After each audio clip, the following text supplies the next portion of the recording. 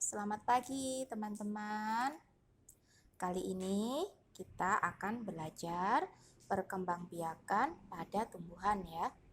Di video sebelumnya kita sudah tuntas membahas perkembangbiakan pada hewan. Ya, kali ini kita akan membahas perkembangbiakan pada tumbuhan. Ini agak banyak karena perkembangbiakan pada tumbuhan itu banyak sekali macamnya ya. Perkembangbiakan pada tumbuhan dibedakan menjadi dua jenis ya, yaitu perkembangbiakan secara generatif dan perkembangbiakan secara vegetatif. Nah, lalu apa sih perkembangbiakan secara generatif itu?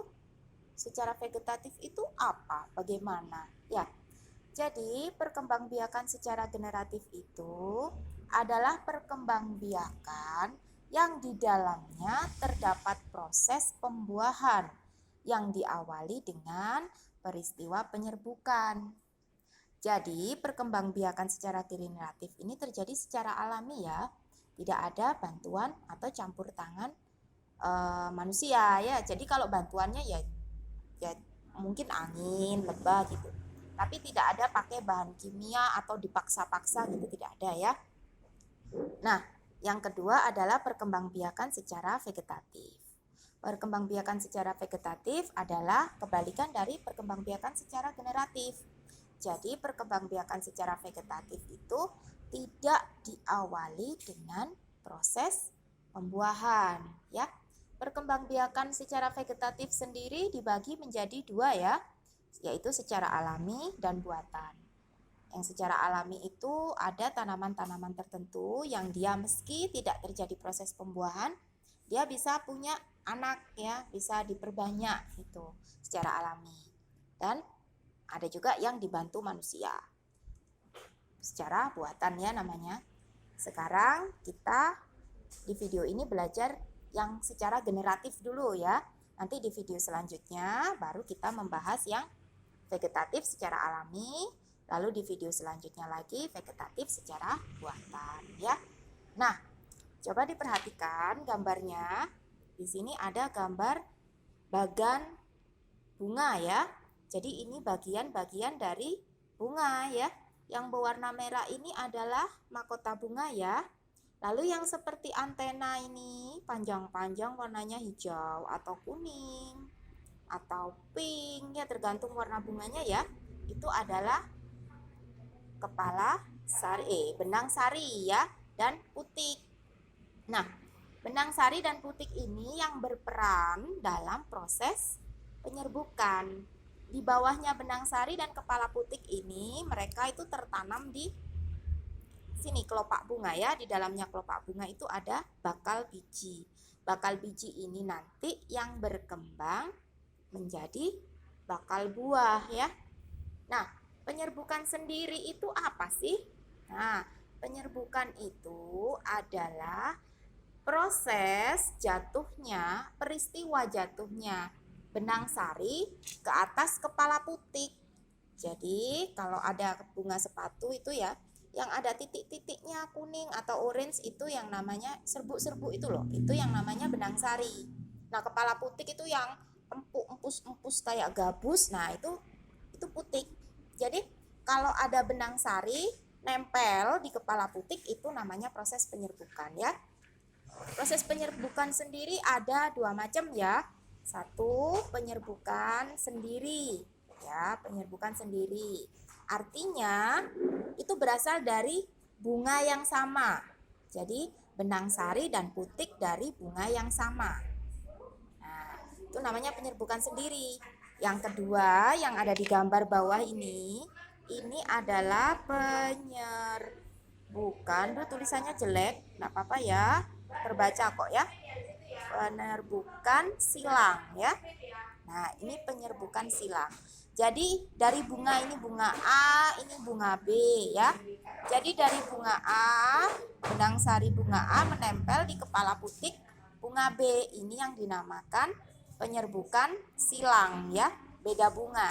Bisa terjadi? Bisa. Kalau beda jenis bunga, nah itu enggak bisa. Jadi kalau bunga kelengkeng jatuh ke bunga mangga enggak bisa. Tapi kalau bunganya sama-sama bunga mangga enggak bisa ya. Sudah paham ya? Jadi ada dua proses penyerbukan sendiri dan penyerbukan silang. Sekarang gimana sih Kak? Kok bisa terjadi proses pembuahan? Sebentar ya, ini Kakak gambarkan dulu. Nah, ini agak lama gambarnya, jelek nggak apa-apa ya. Ini nggak terlalu bisa menggambar juga soalnya. Nah, ini kayak ginilah pokoknya. Ah, ini kita umpamakan bunga apa ya? Bunga mangga ya, pohon mangga. Kan berbuah ya. Kalau bunga sepatu itu diamati mudah, tapi nggak ada buahnya bunga sepatu itu. Yang ada buahnya kan pohon mangga, pohon kelengkeng, pohon jambu. Jadi ini kita umpamakan terserah deh ya. Ini mau buah mangga, mau buah kelengkeng, terserah ya. Jadi seperti ini. Ini yang namanya kepala putik ya. Ini nanti, ini yang kecil-kecil ini kayak serbu ini, kalau ada kupu-kupu lewat, dia kan telapak kakinya kupu-kupu itu lengket-lengket kayak ada lemnya. Jadi dia nanti menempel di telapak kakinya kupu-kupu. Ini sebentar digambar dulu telapak kakinya kupu-kupu. Ini kupu-kupunya, ada kupu-kupunya bagus tapi nggak ada warnanya, nggak apa-apa ya. Dia nempel di sini kupu-kupunya, terus dia terbang hinggap di sini kepala putik. Jadi serbuk sari yang nempel di kakinya itu jatuh di sini. Jatuh di sini ya teman-teman. Nah, setelah jatuh di sini nanti maka akan terjadi proses pembuahan ya. Nah, di dalam sini ada bakal biji. Nah, ini bakal biji ya. Nah, kalau sudah serbuk sari nempel ke sini, turun dia, zat-zatnya itu yang ada di situ turun ke bawah. Di sini ada ovum, ini namanya ovum, bakal biji. Nah, terjadi proses pembuahan. Bakal biji ini nanti yang akan berkembang menjadi buah ya. Nah, jadi buah mangga, buah kelengkeng, buah apa lagi?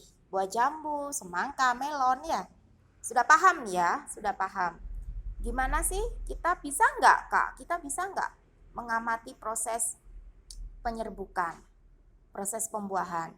Sebenarnya bisa ya, kalau kita tahu tanamannya. Jadi kalau misalnya kayak bunga mangga gitu kan sulit diamati karena tinggi ya. Coba di rumah kita praktek. Ini juga sekalian belajar perkembangbiakan secara keseluruhan pada tumbuhan ya. Kita praktek pakai biji semangka atau biji melon. Di sini siapa yang suka makan semangka atau melon? Sekarang kan lagi musim ya. Semangka, melon lagi musim. Nah, bilang sama mama, mama itu bijinya itu dicuci, jangan dibuang semua ya.